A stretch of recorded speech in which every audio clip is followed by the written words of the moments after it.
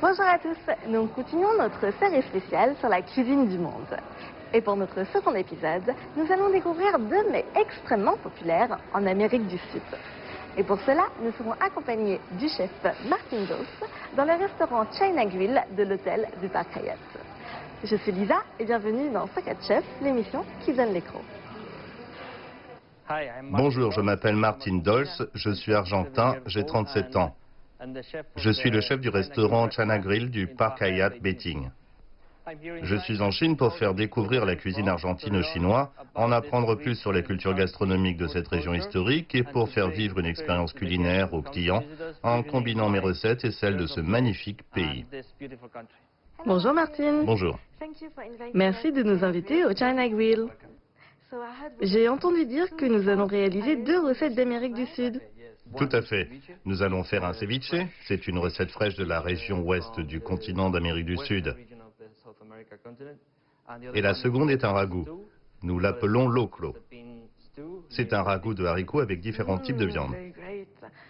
Super. Je vois du poisson devant nous. J'imagine que la première recette sera le ceviche. Oui, nous allons commencer par la recette fraîche. C'est une recette très simple. Je la prépare en fonction des ingrédients saisonniers que je trouve ici en Chine. La recette est vraiment facile à réaliser. Après avoir voyagé partout en Amérique du Sud, je me suis rendu compte que beaucoup d'ingrédients se mariaient bien avec cette recette. Alors ici en Chine, lorsque j'ai trouvé ces magnifiques ingrédients, je vais vous les présenter, eh bien je les ai ajoutés à la recette faite de bar. Nous avons deux sortes de tomates cerises, rouges et jaunes. Du concombre, de la mangue, du pamplemousse et de l'orange.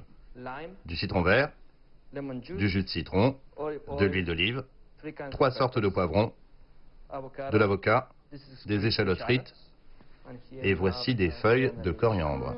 Les ingrédients sont très frais. Oui, et j'ai laissé ça pour la fin. Je ne l'ai pas mentionné, c'est fait de fruits de la passion et d'huile d'olive. Ça donnera un petit goût sucré. Sucré, croquant et acidulé. C'est vraiment très intéressant. Si vous le voulez, je peux commencer par la vinaigrette. S'il vous plaît. Vous coupez le fruit.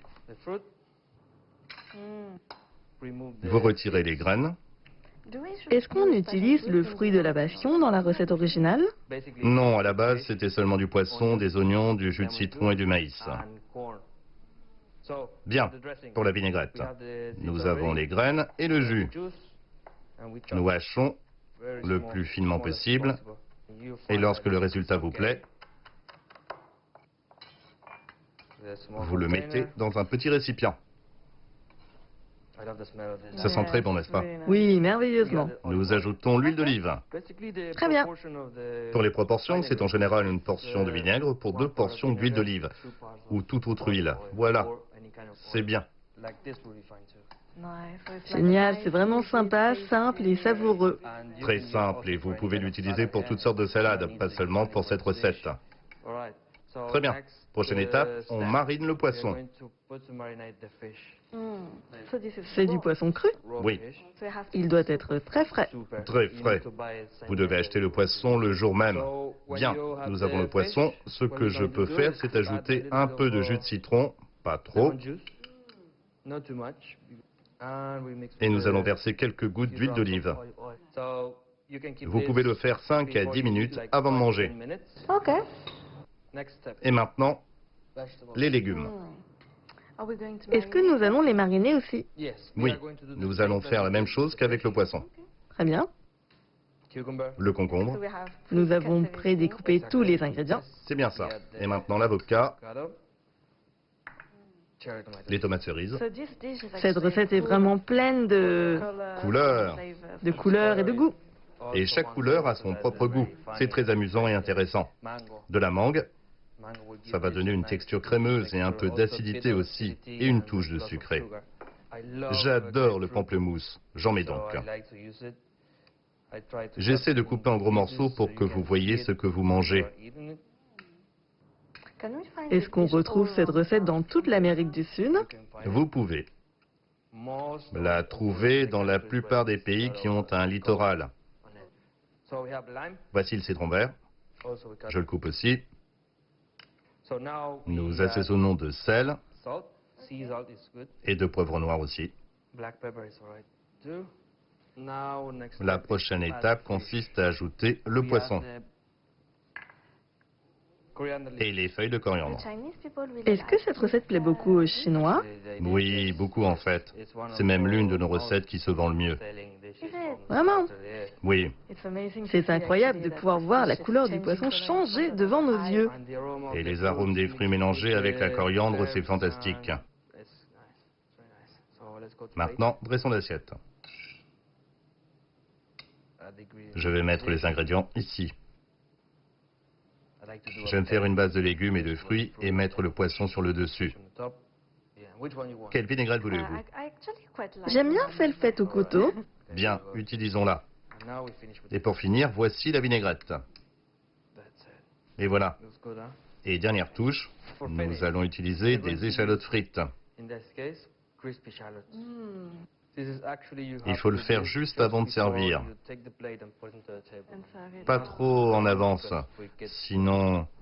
Ils perdront leur croquant. C'est ça. Super. Ça a l'air absolument délicieux et donc notre première recette du jour est prête. Oui, Nous pouvons passer à la seconde recette du jour. avec plaisir.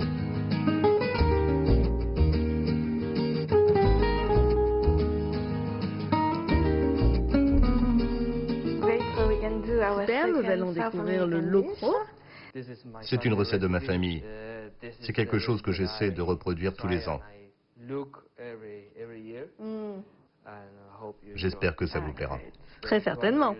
Il y a 200 ans, les anciennes civilisations utilisaient des ingrédients similaires. Cette recette a commencé dans le nord de l'Argentine, puis a voyagé du nord au sud. Et chaque province du pays utilisait des ingrédients différents, jusqu'à ce que cette recette se retrouve dans chaque famille de mon pays. Super. Et le 25 mai, c'est la fête nationale en Argentine. Ok. Et c'est un plat populaire qui est consommé par beaucoup de gens à cette occasion. Nous avons deux sortes de haricots secs. Nous avons les grands haricots blancs et les petits haricots blancs. Ces variétés de haricots résistent bien à la cuisson. Et aussi du maïs. Il y en a deux sortes. Du maïs sec, comme ça, et du maïs frais. J'ai remarqué qu'on a également pré-trempé ces haricots et le maïs sec. Exactement. En général, je les trempe séparément pendant 8 à 12 heures. C'est beaucoup. Oui, nous avons trois sortes de viande. Il y a du bœuf, et voici du chorizo et du porc. J'aime bien quand il y a un peu de gras, pour le porc aussi. Et le plus important est d'utiliser du chorizo. Vous ne pouvez pas le remplacer par une autre viande. Ça perdrait ce bon goût qui est très important pour cette recette. Il y a beaucoup de viande dans la cuisine argentine. Dès qu'on pense à la cuisine argentine, on pense tout de suite à la viande. Chaque préparation en contient, oui. Du poulet ou du porc, oui. Pour les légumes, nous avons du potiron. Il faut le potiron le plus sucré que vous trouvez. La courge butternut, ça peut passer aussi. Coupons le bœuf. J'aime bien quand il y a du gras entremêlé. Un point clé dans cette recette, c'est que tout ce que vous coupez doit être de grande taille. Très bien. Il faut faire comme ça parce qu'on va cuire pendant un long moment. Si les morceaux sont trop petits, ils vont fondre. Bien, nous continuons avec le porc. Je vois un os de porc. Vous pouvez utiliser l'os pour le goût. Ce qui est important aussi, c'est de tout couper de la même taille. Très bien, le chorizo, il faut le couper en deux. Très bien. Maintenant que tout est coupé, nous pouvons cuire. Super, allons-y. Bien. Lorsque vous avez tout coupé, il faut tout d'abord faire bouillir de l'eau, du sel, et ensuite nous versons les haricots et maïs trempés. Il faut les cuire 45 minutes. Il faut le faire avec amour. Il faut donner beaucoup d'amour pour cette recette. C'est simple, mais il faut y porter beaucoup d'attention. C'est donc un secret. Oui, tout à fait. C'est pour ça qu'il faut cuisiner cette recette avec quelqu'un avec qui vous souhaitez la partager. On met la viande doucement. Et j'ai un conseil à donner pour ceux qui veulent réaliser cette recette. Il faut toujours vérifier le niveau d'eau. C'est très important. Cette recette a besoin de beaucoup d'eau. Vous voyez, le gras du chorizo commence... À fondre dans l'eau. Oui, ça donne de la couleur, c'est sympa. Bien, on cuit 20 minutes et on ajoute le reste tout à l'heure. Ok. Vous avez remarqué que nous n'avons pas beaucoup salé. C'est très important car ça bout en continu et ça va beaucoup réduire, alors je conseille de ne pas trop mettre de sel. Et maintenant, nous mettons les légumes. Le potiron, le maïs frais, et nous finissons par les oignons. Et l'ail, bien évidemment. J'adore l'ail. C'est une recette pour combien de personnes? Je peux tout manger, ça me va. Mais je conseille pour 4 à 5 personnes. Ok. On cuit encore 30 à 45 minutes. Ce qui est très important ici, c'est de cuisiner la veille pour le lendemain. Ah, et pourquoi ça? Car vous devez goûter la différence. Les saveurs seront plus imprégnées dans la recette. Et voilà, cela fait presque 2 heures du début à la fin. Super.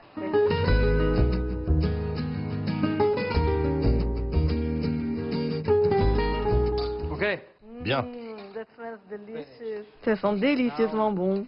il est temps de dresser l'assiette. C'est une bonne portion. J'ai gardé un secret pour cette recette. J'ai choisi de finir avec un bon morceau de foie gras. Vraiment? C'est parce que j'ai travaillé plusieurs années dans un restaurant français au Brésil. Je trouve que c'est un petit plus pour cette recette. Mais ça reste entre nous, ma famille ne doit pas le savoir. Bien. Le foie gras, quelques feuilles vertes. Et pour finir, j'ai fait une sauce à base de paprika, de cumin et de piment. C'est maintenant l'heure de déguster. Super, merci Martin Dawes pour nous avoir fait découvrir ces 2 recettes d'Amérique du Sud. Merci beaucoup et maintenant c'est le moment de la dégustation.